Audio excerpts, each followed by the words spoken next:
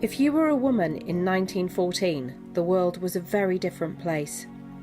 If you worked at all, you would only be allowed to do certain jobs, and if you got married, you would most likely have to leave that job. You would be expected to keep house for your husband and look after your children. The children in St Paul's Primary School, Brighton, discovered that despite these circumstances, in 1914, the Women's Police Service was formed and led by a woman who was born in Hove. Her name is Margaret Damer Dawson. Margaret Damer Dawson's brother-in-law, who was in the police force, helped her get a head start for starting a women police force in Grantham. In 1914, Margaret Damer Dawson started her very own police force.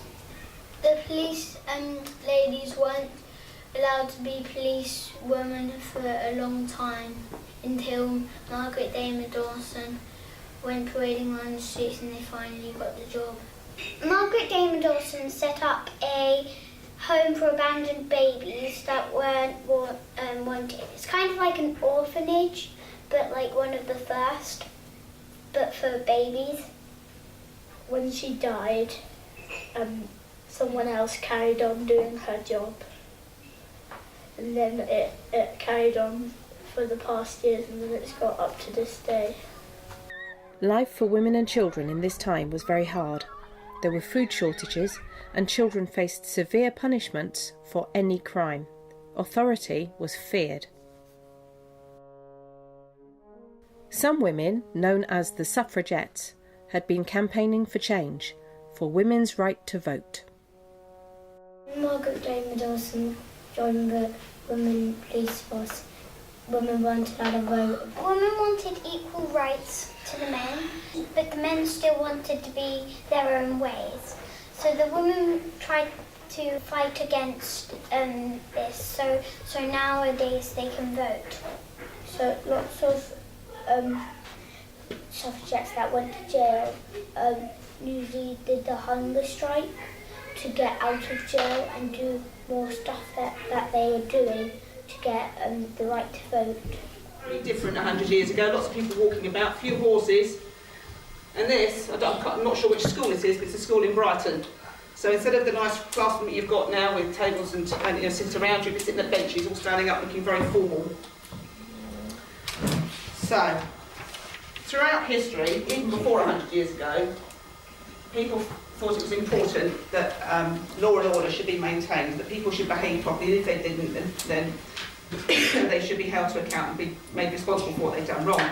But in 1829, this chap here, who was the then Home Secretary, was a chap called Sir Robert Peel, and he formalised, he made all the police that were around at the time into a proper police force, and the first police force was formed in London, as you probably already know, and it's the Metropolitan Police Force. He recruited the very first police officers, who were then, the nickname was Peelers, after his last name, Sir Robert Peel, or Bobbies, because they're short for Robert. And you believe it or not, even today, people still call us Peelers or Bobbies, because you now need to choose some constables. And I'd like you each to choose about 3 constables. So if you've got a hat, if you can go and sit with your chief constable, that'd be really helpful. Some of the militant suffragettes were quite often in prison, yet there were no women police officers, so they were dealt with by men. It was against this backdrop that Nina Boyle, a journalist and suffragette, placed an ad in the Vote paper for female police volunteers. Although Margaret Damer Dawson was not a suffragette, her main concern was the protection of women and children.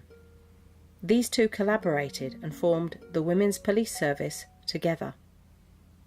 Lots of ladies were put in the jail because they wanted the right to vote.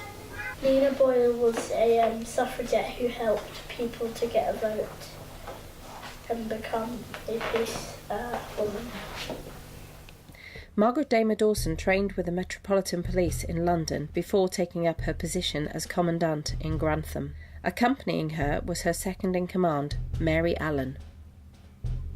Mary Allen had been a militant suffragette. Here they parted company from Nina Boyle, who was concerned with women's freedom, whereas Margaret Damer Dawson and Mary Allen were concerned for women's protection. We went on a trip to the Metropolitan Police Force Museum to learn lots of facts about our new topic. The police cells downstairs, it was really damp, and that's why they were smelly, because when it rained, it flooded, and in the storage rooms there was big wooden shelves, and they'd have labels on, like hats, cloaks, shoes, truncheons, rattles and things like that. In the jail you got to eat porridge every day, breakfast, lunch and dinner. They had wooden floors and a window, and the men, they had concrete floors and concrete walls, and they had just a little light. The police had to twist the cuffs 8 times to lock it. There was this replica inside a bit of glass, and then it had what it looked like at the time after it blew up and everything. And there was this picture of what the bomb looked like, because these people had to search around for what the bomb was and everything. All went downstairs and look at the badges and the weapons. They had wooden floor because it was warmer on your feet than concrete floor, and concrete floor was for the men. When we went down to the cells, there was these wooden bits where they slept on and put their stuff on. I saw some handcuffs and some head cuffs and some foot cuffs on the wall, and then next to it was a nice bed with a fake person in it. There was a huge army camp just outside Grantham, and the town was experiencing problems with a male population increase and rise of prostitution. Into this situation came Margaret Damer Dawson, wearing the uniform she designed herself, armed with nothing more than an umbrella and having no power of arrest. She was particularly concerned with protecting women from white slavery and protecting children and animals. Another reason she was accepted was because the policewomen were all volunteers. They received no pay. Women police dealt with women and children only, and it was clear that the real police were the men. Well, Miss May, I believe this is your first day on the job? Yes, sir. Right, would you like to know your duties? Yes, sir. OK, your first duty is to get here by 6:30 in the morning. Can you manage that? Yes, sir. Good. Your second duty is to make me a cup of tea. Yes, sir. And you'll make me cups of tea whenever I ask you. Yes, sir. Your job really is to look after the children, I think. Make sure they're not misbehaving, because as you know, in this city, we have an awful lot of children that misbehave. However, you can't actually arrest anybody. You can't direct any traffic. We don't give you a truncheon or a whistle or a rattle. So really, your job is just to wander around, actually, and then every now and then come back and make me cups of tea. Yes, do you think you can manage that? Yes, sir. Have you understood everything I've said? Yes, sir. I do hope so, because I must be honest with you, Miss May, I'm not particularly keen on having women in the police force. I think it's a man's job, and a woman's job really is to stay at home and look after men. I'm not sure what you think about that. Well, I think you're right, sir. Please, miss, I can't find my mummy. Oh dear, little boy, let me help you. Where did you last see your mummy? In the house. Should we go and see if we can find her?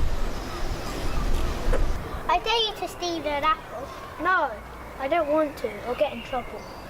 You're very hungry, Josh. No, I don't. I still don't want to go in trouble. You're very brave.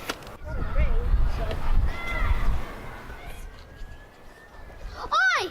Thief! Police!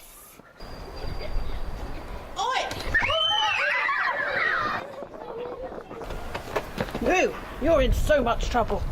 You've stolen an apple. All the policemen had was a report book and an umbrella. They got this lamp and then they put it in their coat and it made ash go all over their face and they got told off.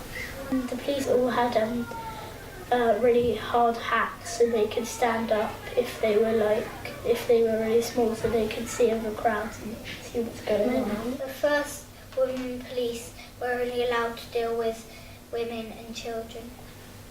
There's smelling tablets like make people like come back alive when they fainted.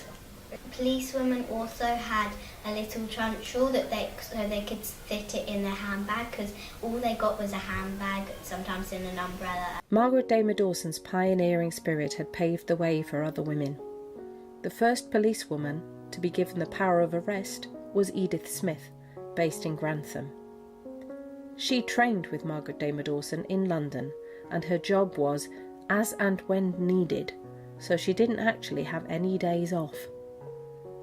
In Brighton in 1915, there was Mary Hare. She was the first policewoman in Brighton and had also been a suffragette. She had spoiled her census form in 1911 in protest at women not being counted. Mary Hare was a very famous suffragette, and she formed a uniformed woman police force. She formed this women's police force in Brighton. She made a school for deaf children, and it's still running today. In a time where women were not thought of as equal to men, these women changed history, and they paved the way for women in the police service as we know them now. It is very unusual now to be recruited that young, simply because they prefer you to have some life experience, to have been to university, and in fact, at 18 you're still in compulsory education almost nowadays, whereas in my time I went to college but I didn't go to university, and I learnt the hard way. And if any of you are aspiring to be a police officer or indeed any other profession of that nature, the best thing you can do is stay in education as long as you possibly can, and then do something that's another job before you join the police force, because it is a job, but very worthwhile when you get to it. I don't know for certain in 1916. I know they were certainly using tracker dogs in the 1950s and 1960s. That was probably the first time they figured out that dogs could follow a trail and lead to a bad person, or to recover property. So probably that was the earliest we were using. Maybe before that, I'm not entirely certain. But we also used horses, and in fact Sussex had horses, mounted police officers, probably until about the 1980s and the early 1990s. They use police dogs to sniff out drugs and knives. If there was like a bomb or something that was, they don't know if it was an explosion or not, the army would come and defuse it or take it away.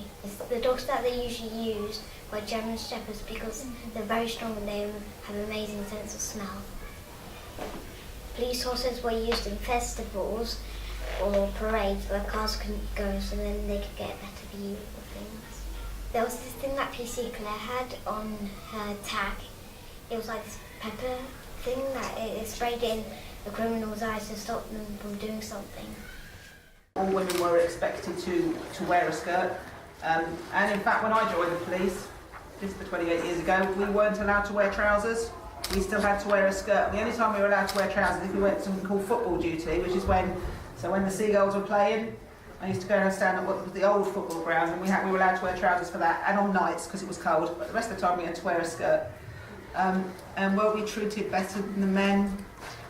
I think we were treated differently. I'm not sure how you define better. I think it was just a different way of what we were expected to do, different duties, very much focused around looking after women and children, and less about some of the more exciting stuff, perhaps not chasing burglars. There were men still in the police force, as we saw it when I was talking.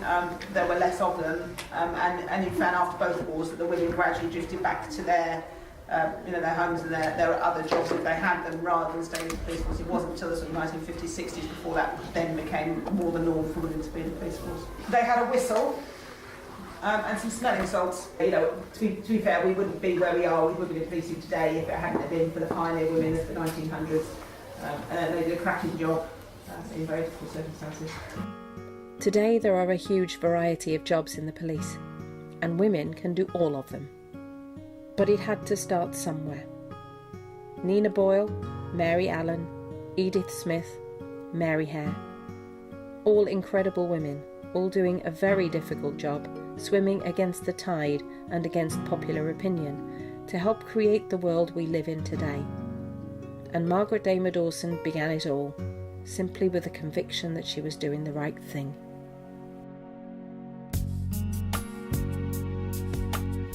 My favourite bit of the police museum was trying on the clothes at the police house. My favourite part was looking at all the tools like uniforms and batons and junctions and handcuffs. I enjoyed the artwork and filming with Ms. Cosby. Well, I think my favourite thing of the whole police topic was probably doing the filming and maybe the artwork. I enjoyed the art. I also liked the London trip because I thought it was a nice turn for the beginning of the topic, and it really told us loads about what we were going to be learning.